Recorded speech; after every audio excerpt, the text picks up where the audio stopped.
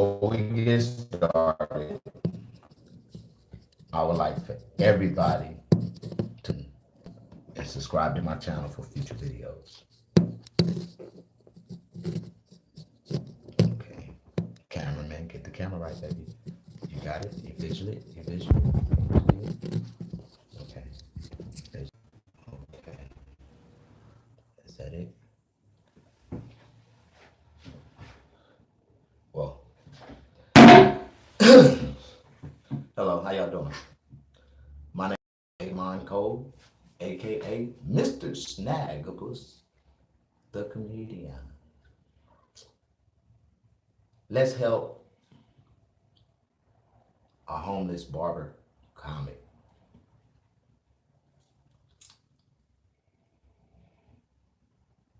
On GoFundMe, a real comic, a real comedian that want to go out and produce comedy all over the world, talk to motivate people and make them laugh. I'm trying to raise enough money to buy me an RV. I want to be able to paint that RV with my name on it. I want to be able to buy me a PA system so I can create comedy shows anywhere I go, on the spot, right there, in front of the church, on a block. I want to be able to convert this truck into a mobile barbershop where I can take my business anywhere I go. I need help. I'm a homeless barber, comic, comedian. I've been on GoFundMe for the last 25 months, and I've only had 10 donations in 25 months.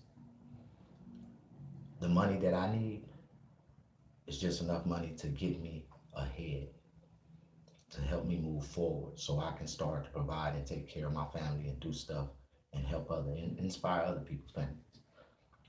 Today is my birthday, and I'm 40 years old.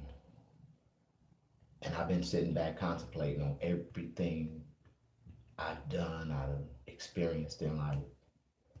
And I realize my blessing today is an overachievement for me. I done lived past every expectation in my life. In my life, like, I tell people this. I've been escaping, running from, deadly situations, dangerous people, finding myself in dangerous situations all the time. Not because I be looking for trouble, it's just that trouble finds me. Has no reason finding me because I has no business even dwelling in its midst. I'm trying to get my camera right, y'all. God bless y'all. Thank you for zooming in and zooming out, because situations in my life right now is really driving me to the point where I can't, mentally function. People think that I'm going crazy, but I'm really just so mentally distorted in my situation. I'm trying my hardest to come out of my situation on my own. That, I find myself in times just falling in tears and really can't move forward, can't do nothing. When my truck first broke down, I screamed out for help. And for everybody that helped me, I took every dollar that they donated and did exactly what I was going to do with it when I said I was going to do with it. My goal is $80,000. That's just enough to buy the truck. And if I had enough just to buy the truck, I would take off with the truck and try my hardest to build everything else on my own. I got enough. That's like one major tool that I can just take off and do everything on my own. I live life, man,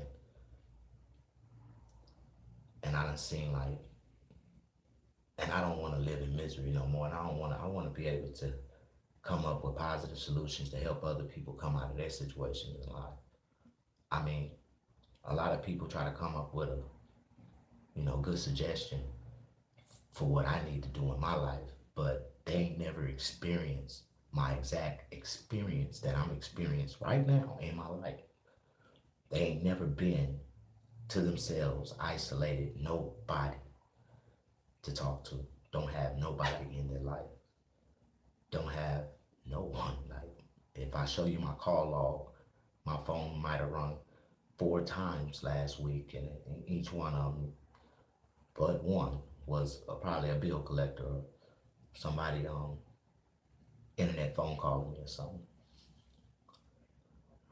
Man, I'm at a down state in my life. I'm not looking for, what I'm saying, how do you say, a handout. I'm looking for a helping hand. I'm looking to try to create and start a business. I want to build my comedy. I want to build my barbering. I've been cutting hair for 22 years and I don't have no clientele, nobody. All the clientele that I built, I lost it because my mobile barber truck shut down. And I had to, reevaluate everything. I've been on the side of the road, sleeping in my truck for over a year, stuck at a mechanic shop. They promised me every day that they was gonna fix my truck, they was gonna fix it. I paid them for the parts, I paid them to fix it. They never fixed it. I was forced to leave the state to go pick up my son just for a couple of days. And I went to Mississippi, got my son, came back, and my truck was towed from the mechanic shop. Wasn't that full responsibility for being responsible for my truck while I left it in their possession? I paid them, I did all this stuff. So, in so many words, man, everything that I've tried to do to help myself, somebody else has just come back and, just hurt me even worse. And, never, I'm at the point now, man, where I'm trying my hardest to come up with an intelligent GoFundMe account video to get people to support, to share, to understand that I'm not a bad person. I do not deserve to have to go days without eating a hot meal. I shouldn't have to go days without, you know, being able to take a shower, take care of my personal hygiene. I shouldn't go days without not knowing where my next, which way I'm going, or who I'm gonna talk to, or who's gonna help me. Like I live in the uncertain every day because I don't know what's gonna happen. I'm walking every day, I'm stuck, and I just need to be able to move forward. I mean, my tears done dried up. I don't even think I have any more tears to share. I mean, my health is getting worse. I'm dehydrated. My calcium is down. My calcium is producing too much, and my iron is low. I'm about 20 pounds underweight. I done lost a lot of weight. And this week was a blessing.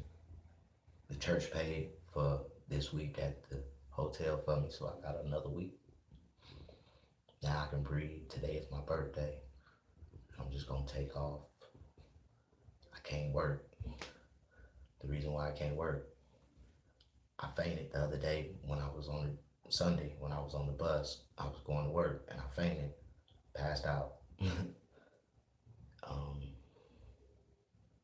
And I woke to when I came to. The lady was, trying to get me, white lady was trying to get me mouth to mouth, and they insisted that I ride to, with the ambulance and go to the hospital. So I went to the hospital. They gave me an IV. They said I was dehydrated. He asked me what was going on. I told him I was stressing. I got a lot of stuff going on in my life. They asked me, did I have a primary doctor? I said, no. I just got this Obamacare right now. And if I wasn't in California, I'd be in trouble. So they seen me, gave me a prescription, saying I got a cold. Yeah, what? Yeah, got some antibiotics, and I got some kidney pills. My kidneys ain't flowing like they supposed to. I got a lot of problems and I'm getting older. My health is getting weaker. I mean, when you have no control over your environment, especially your environment control, that's the hardest thing out here on these streets when you're homeless. I done had to sleep on the streets. I mean, I know what it feel like to sleep on a bus stop and nowhere to go, cold as hell. Every time I had to experience something. But God, he stays in my life, and he give me revelations of what to do before something bad happens. And when there's something bad happens, I'm prepared for that moment. And what I mean by that is the last time I had to sleep on the streets, God gave me a vision before I even left Mississippi to come back out here to buy me a sleeping bag that I was gonna need it. And I needed a good one. Like that's gonna hold 30-degree temperature. And that's exactly what I got. And that's exactly what I needed. So when I slept on the ground that night, I found comfort. I prayed and God gave me comfort on the concrete. And I slept more comfortable than I ever did. I was warm, I was blessed. I woke up the next morning. I mean, I felt it in my nose. I've been blowing, snot. We can try to self-diagnose ourselves and say, oh, I just got sinus problems, but I felt it and I feel it. I've been fighting it, trying not to get sick, popping vitamin C's, eating lemons, doing whatever I gotta take to keep my body in shape so I can fight the elements that I'm out here in. Man, this video is strictly about my GoFundMe account. I've been on GoFundMe for 25 months, screaming honestly that I need help. I'm like, all these other people on GoFundMe that got all this money donated to their accounts, done did all this, and they come back on the news and they found out that they was running scams and people raised the money and didn't want to do it, didn't give it to the people. Like, this is my account. This is my my only thought of how can I come up with the stuff that I need, and if I can get fans and people to support me to create what I'm trying to do, start my business, I'll be riding around feeding the homeless people. I have a mobile barber. I'll be giving free haircuts away. If I was blessed, I can bless people. But when you stress people. So I just try to stay away from people because I don't want to collide their stress with my stress and it become an ugly mess. Like, I mean, God made me to be a preacher from a different standpoint. And I really feel like when I do my comedy, when I talk to people, that even though I don't be fully, I'm not a positive role model. I'm not a role model. I haven't been in prison. I am a career, felon. I'm just a positive example. Like, I just say positive stuff, a positive example of what you do not want to grow up to be like. Because if you do, you're going to find yourself 40 years old, just like me, nothing, nowhere to go. Nobody care about you. No family want to let you stay with them. Nobody. And I'm not a drug addict. I didn't never, did nothing radical to my family. Like I was on drugs and broke into their house, stole stuff from them. I used to give my family everything. When I was living my best life as a drug dealer, an unconscious nigga, like that's what I call it, an unconscious nigga, a person that, unconscious to their ways, unconscious or so blind to the fact of what really life is about. You really have to live to earn sense. Bought sense is the best sense because once you live a little, you're gonna gain some sense. And once you gain sense, can't nobody take that from you. I've been walking a positive life for the last 10 years. I got out of prison in 2010, and no, 8 years. So that little short ride I did the last time, I told you I had to go back for a year and go to sleep. I slept for a whole year, but I had a year to think, and with that contemplation of that 1 year, I have never been involved situations, nothing with the police. I'm blessed. I'm not on parole. I'm not on probation. I don't owe nobody nothing. I have zero debt, like zero debt. I'm 40 years old and I don't have no debt, but I never had credit. I never knew how to apply for credit. I never tried to use credit. In California, You can't live without credit and a good name. Like, you ever been to prison? Oh yeah. Oh, it's too late. You can't come here. I ain't trying to get an apartment to get off the streets. I just want an RV. A RV would be my refuge on the streets in the storm of need, and I'll also be able to do and move the way I want to. Give me an RV, buy me a little small car. I experienced my last experience with my last RV everywhere. You know, sometimes you have to go through something, experience something, then it'll teach you how to maneuver a little bit better. You know, I was moving in the how do you say, the uncertain, and I was afraid. I was afraid of a lot of things.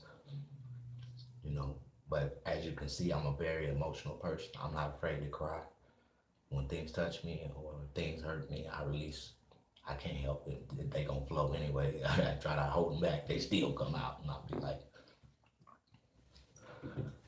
but it's the reason why I wear this. And you know, I can tell people a lot of stuff about me, man. Y'all hear me? I twist y'all up. I'm really twist y'all up. You watch my comedy, you ain't gonna understand me. It's just I say something negative to catch your attention, but I never walked off stage without saying something positive to really let you know that it was something bigger under the sun when you listen to me. There's more to it when you listen to me. The brother is really talking about something. But the only ones that's gonna listen to me is the ones that have respect for me, or the ones that give me a chance to earn their respect. You know what I'm saying? Once you get respect, then you gain people, you gain likes. You can get respect through fear, or you can get respect just by being naturally successful and talented. But as long as you got something that somebody else won't, then you're gonna always be straight. But if you're not a benefit to nobody, then you'll find yourself in a bad situation. All right. I pray that this video worked this time. I done did a couple of updates, but I think I really did real good because, you know, like I said, I'm down. I woke up this morning feeling down, out. I got like $28 in my name. Not enough to buy me something to eat. Oh yeah, that's what it was. When I collapsed and went to the hospital, somebody grabbed my bag, my clipper bag. I thought it was at the hospital. I asked the hospital, like, did somebody turn in my bag? Was it in the ambulance? No. So I had to call the Metro. I had to call them to ask about somebody to lost and found. So I ended up going to the Metro station to the lost and found. Then nobody turned me in my bag. So I'm missing a bag with some clippers, with all my damn clippers, all my clippers. So now I'm in a situation where I got a job, but I don't have no tools to work. I got a lot of stress on my mind, man. And I'm like, you know, what can I do now? I ain't even got the tools to even feed it and try to grind. I need help in all kind of ways, man. I really do. I ain't even tripping. The only thing I want to do is move forward so I can really be prosperous and help people. I really want to take my Mr. Snaggerpuss Helping Hands to the next level. I want to get a facility. I want to have, you know, open shower facility for homeless people. Like, I'm gonna start a real nonprofit organization that's gonna be for nonprofit, but we gonna work and make a profit so we can feed these homeless people and help these people get off the streets, the ones that really want to. I'm gonna have a program, and the only way you're gonna be able to join it if you're serious. You know what I'm saying? And I'm gonna work with a lot of people. don't care if they are on drugs. I don't care if they do have problems. Everybody deserves a chance. You never should judge a book by its cover because you never know. One day you'll open up that book and behind that first page will be a total, complete answer to everything you ever wanted in life. It's a whole bunch of things in life, man, that we don't see at first until you know, get around it or open it up and get playing with it. Like, oh, it's that. Yeah, that's so. Man, I came to this conclusion, man, that you only live, you have three special. No, you have 3, 4, 5, 6, 7. Well, after the third special birthday, anything after that is a countdown blessing, you know. And today is one of those. This is that third special birthday for everybody in their life. I want you to look at life like this. Everybody get excited when we turn 18. Yay! 18, I'm grown. A lot. You know what I'm saying? Yeah. By legal age, you grown. Yeah, but you're really not. You're still an adolescent. You ain't learned nothing. Very immature. You don't know that. Then we wait till we turn 21. Oh, shoot, it's a turn up. Get drunk. I'm free. Yeah, do anything you want to do after that. Yeah, now you're grown. You be making grown people mistakes and grown people decisions. And after you make the wrong decisions after a long period of time, you're going to come to that realization. From 20 to 29, going to go by so fast. It's going to mess you up. 30. Bam. Oh, gonna turn 30. Oh. You accept 30. 30 still young. I'm 30. Yeah. I'm 30. I'm old, but I'm still young. Yeah. But then, it's that special year come up. By the time you get to 38, 39, you start to feel like you're a little older. You be like, start lying about your age. You don't want nobody to know how close you is to 40. You be like, ooh, because all your friends be a little bit older. You be like, girl, I remember when I was 36. I remember when I was 34. I remember when I was 35. Like we remember. And it just, you remember some good years, you remember some bad years, but then right when you turn 40, because you get real scared before 40, like, I'm gonna turn 40. When people find out I'm 40, they gonna be like, you old. But then you start to embrace it. When you wake up on your 40th birthday and you realize you feel the same way you did on your 28th birthday, your 29th birthday.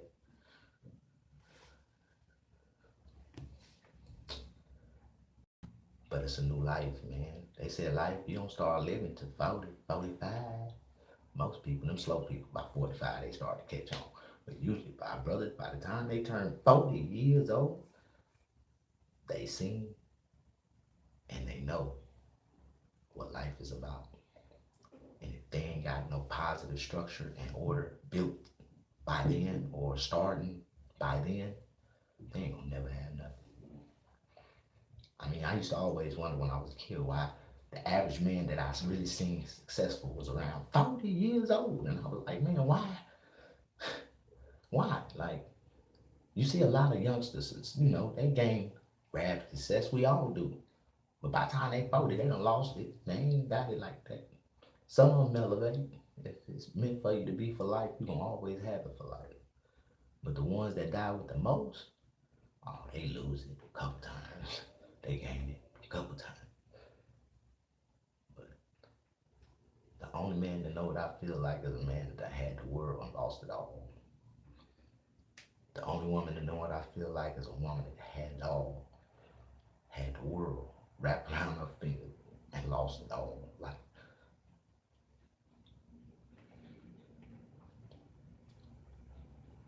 but for me, I done lost it all many a times, and every time I was using an excuse to justify my wrongs. And when you realize you're wrong, you gotta accept your wrongs for what it is and move forward in the right way. That's all I'm trying to do. I mean, I'm praying for the best, but I'm expecting for the worst. But if I can raise just enough to get this truck, I'll be blessed. Man, God bless y'all. And I ask that y'all share my video, subscribe to my YouTube channel, you know, watch my videos, pick them out like fish, because ain't none of them perfect right now. But in the future, they will get better. I'm finna have a team. God done already told me, manifested in my life, that I'm about to take off. I'm finna be successful. I'm finna do something. I'm gonna be able to do something and come back and help somebody else. That's what I want to do. I want to die trying to do something. I want to die doing something. At the end of the day, people can say and talk about what I did and not what I done in my past. It was about what I was doing at that moment when I passed away, living my life in a positive way. So if you feel me, help me. If you don't help, if you can't help me, just send me a blessing. No, to just look at it and stare at it and don't do nothing is, that's just as hurtful. You know what I'm saying? It hurts. 25 months. And nobody really taking it serious. Like, they don't really believe that this brother here is on the streets. He's homeless, really. And he's still trying. This brother want to get off the streets. I want to get off the streets. Yeah. I just want an RV. I don't want no rent. That's a fool. But that's a fool for what I'm trying to do. I can't stay in one spot. So if you can help me, help me. God bless you. I don't know what else to say. Thank you for the light. Thank you for the light. I want to thank everybody that, have donated. Jonas, Justin, Miss Pat. There's a lot of people. I thank y'all. You know what I'm saying? And I just want to let y'all know, man, when I get big, if I blow up, y'all gonna blow up with me. Yeah. I'm like Elon Musk, like, if you invest in me, not right now, but in about 10 years, I promise you, we all gonna be paid. Like, for real. But that's my time. I don't wanna waste y'all's. I need to post this and let it be. God bless y'all. Thank you.